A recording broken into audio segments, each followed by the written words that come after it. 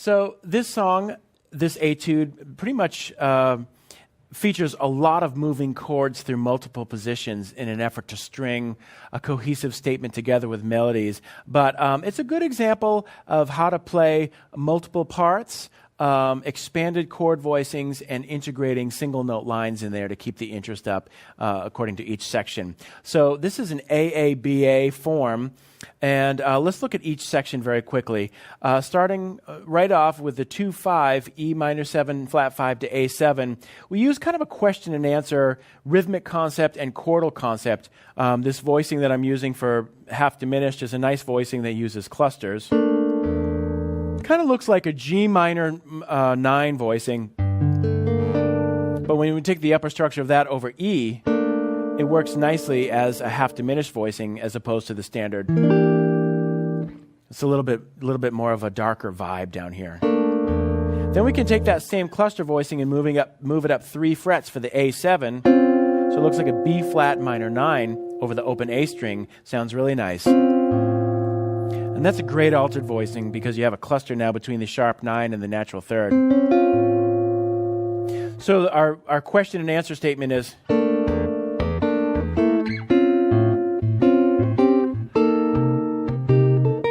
and what we're doing is basically harmonizing this melody.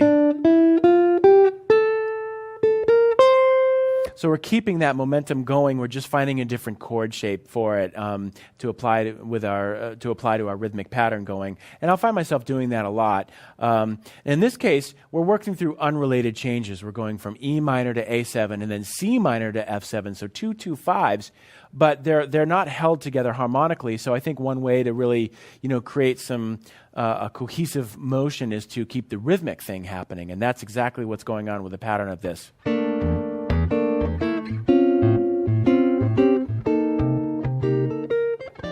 Et cetera, et cetera.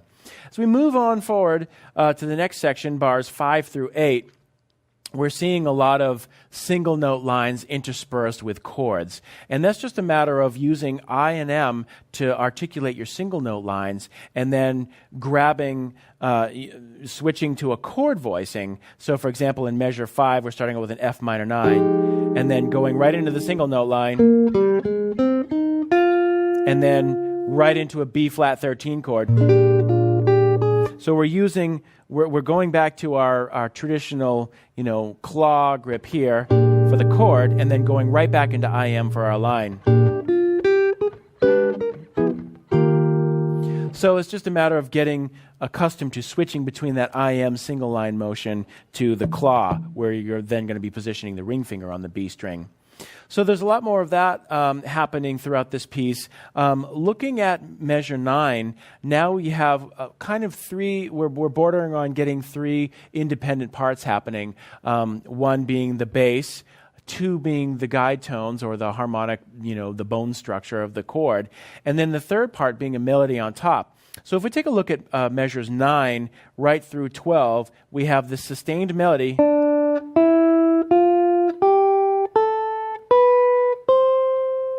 And in terms of the bass, we're not really moving around a bass line. We're just playing the roots of the chords, but that's going to be offset by these guide tone chord structures in the middle. So we're starting right off with kind of like a B flat major 9 or an add 9. And then we immediately move into an E minor position.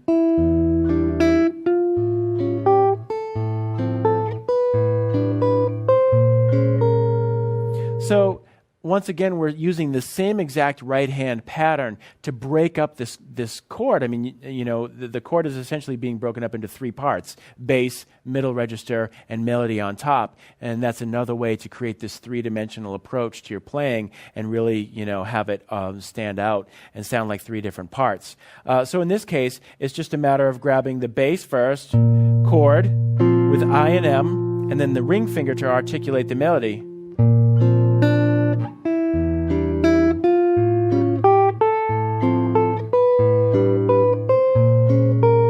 And then both together on the E flat 11. And then we're back into our claw technique.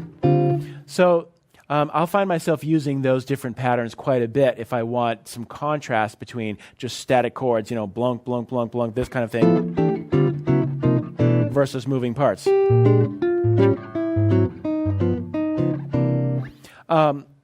In the bridge section of this song, now we start getting some double stop, single note lines, and other things happening in tandem with the chords. And that can be a really nice thing to break up your playing, especially in a solo context.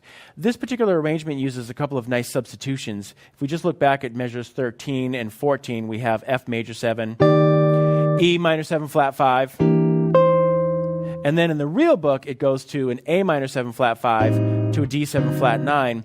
What Bill Evans plays on the record 58 Miles is a great substitution. He just goes down in half steps. So he starts off with F major 7. And then instead of A, he goes right into E flat major 7, which is a beautiful little substitution. So then from there, instead of going to a G7 at the top of the bridge, we can just continue this concept of chromatic motion, go down to the D flat, and then that might be a nice time to add in a single note line. And then we're going back to C7, C minor 7, maybe a little double stop line. So those double stops include thirds and then tenths. And those are really important intervals to use when you're playing double stops. They sound great, but they also really keep the sound of the chord intact. After another couple of single note lines, we've made our way into the last A section of this song, which is essentially a series of 2 5s, minor 2 5s, eventually setting up that last B flat major 7.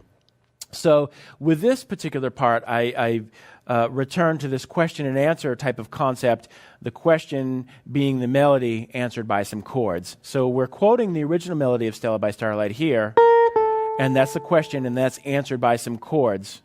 That's in measure 25. And then another antecedent, if you will, melodic phrase. And then the answer, the consequent with the chords. Answer, question, answer.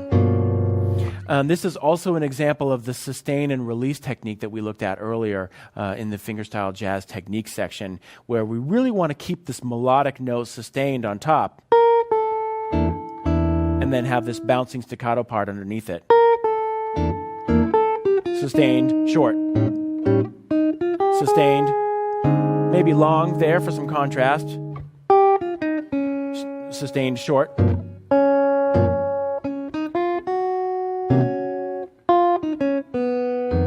then we finish off the pattern with.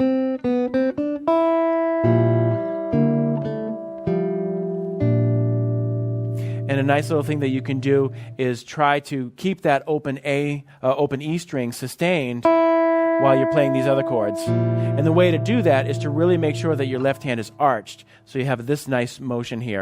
So you won't stop the string with this part of your hand. You'll let it ring.